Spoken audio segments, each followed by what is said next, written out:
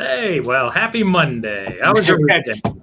You know what? It's Victory Monday. It is. You know, The we're Browns have had more than one victory Monday the last couple weeks. yes. Although the stat I heard was the last time the Browns were 4-1, and those of you who may watch later on or whatever, we're based in the Cleveland Akron area, so we're Browns fans. But the last time the Cleveland Browns were 4-1 was back in 1994. I was in 10th grade, I think.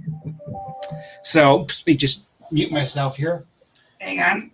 We're in 10th grade, and I was 21 years old at that point in time.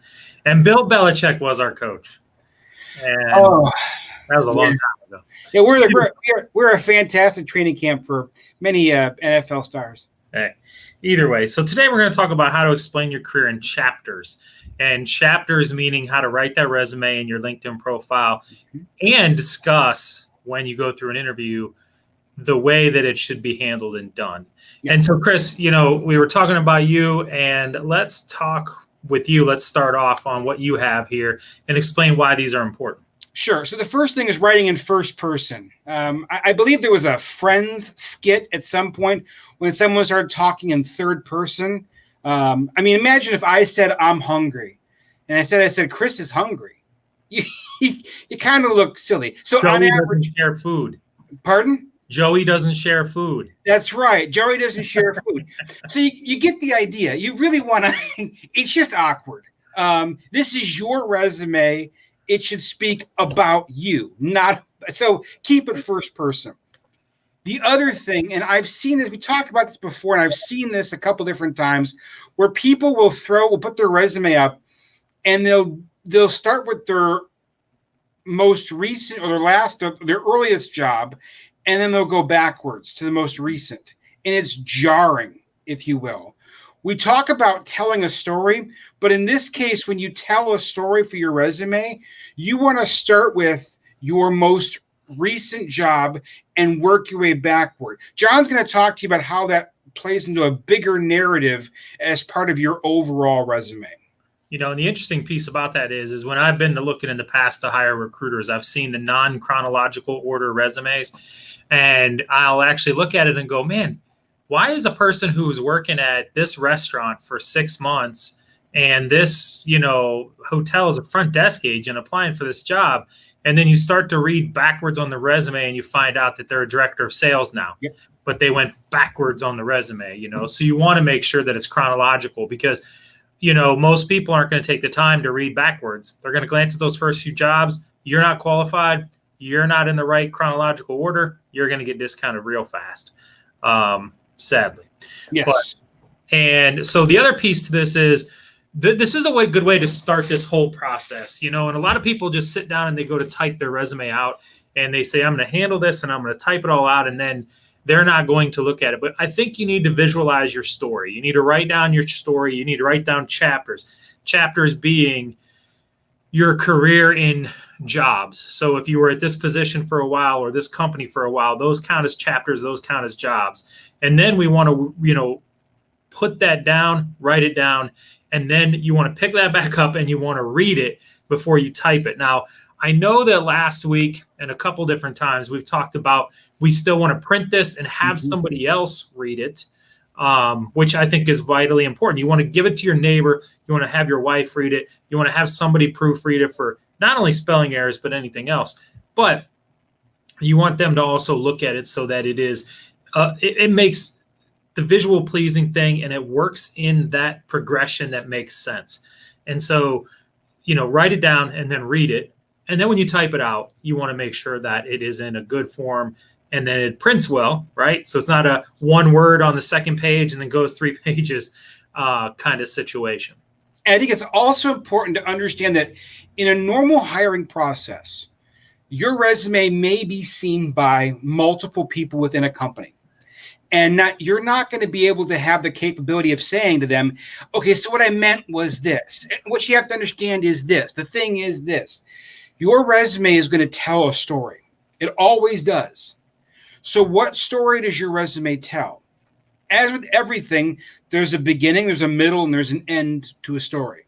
Once upon a time, this is what your story is. That's what your resume is kind of like. So it needs to stand alone. So your professional history shows up easily and on a standalone level. Right. And that's where I think many people get tripped up, is if people are inclined, they're going to tell a story no matter what. So if your resume has gaps in it, many cases, the hiring manager, they're already telling their own story. Well, maybe they got fired because they set their desk on fire, or you get the idea. They're going to make up their own story as to why you are no longer there. Right. So if you don't tell a story, someone will.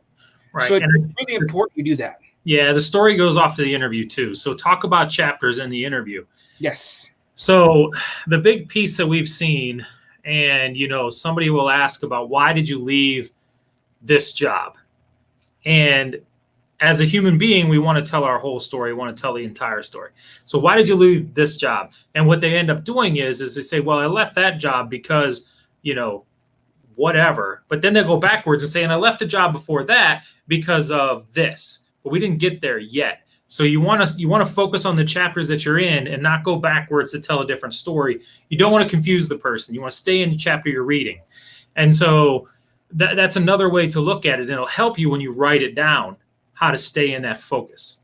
And the other piece of that puzzle, talking about the interview process and the chapters, we all know, many cases, you may have a situation in your resume where you have a sad chapter, maybe a not so great chapter in your resume or in your interview. Maybe a job didn't go well. All right. Remember, how you position even the negative can play off in a long term. You want to make sure that you focus on the positive, even in a negative situation. But to do that, you have to think ahead. To John's point, write it out. Look at the overall. What did you gain from that negative experience you had at that company? Maybe where you were let go, maybe you were downsized, had a difference of opinion with your boss. Whatever it may be. What did you learn from it? Because what you can do by telling the story properly during that interview, you can still get across what happened, but you can leave that conversation on a positive note rather than sounding negative and bitter about the situation. Yeah, and the funny part about that is it's every book, every story has the negative arc, right? That's what ties people into the story. Your resume, your interview, your LinkedIn profile should be no different. Make sure you're telling that negative arc in a positive light. Always end on that positive note. You don't want to say, well, we just didn't get along and it's his fault. There's always a reason behind it. You want to make sure that you're explaining that. You can't necessarily do it when you're writing it out, but you write it out before you type it out. You'll know what you're going to say. And then, then you take those pieces, parts, and you play them into your resume. And to your point, I think people tend to want a happy ending, if you will. Right. No matter, and I know it sounds cliche, like for many people now who have been laid off because of the pandemic. But I know many women out there, for example, enjoy Lifetime, enjoy the Hallmark Channel, all those things. Why? Because you have this, kind of drama, the sadness in the middle, and conceivably at the very end of the movie, they're always with that person. It's a happy ending. All right. Well, that's how your job interview can go, even in a negative situation. What did you learn from your job? How did you grow? What new experiences, new skills did you pick up? What made that job so beneficial for you? You can still get across that you were downsized because of the pandemic. Many people were. But if you come across as part of that, telling that story with that happy ending, if you will, of what you gained from it, you leave the interviewer feeling like you're a positive person who is forward thinking rather than stuck in the past. Yeah. And so I appreciate everybody's time today. You can join us again on Wednesday. We're going to talk about side hustle hires and should you hire somebody who has a side hustle and why or why not. There's varying thoughts on that. And then Friday, we have Chef Dwayne Keller joining us like we did last week with Nick DeLillo, and we'll be discussing a few different fun things for that as well. So you guys have a wonderful day, and we will see you Wednesday.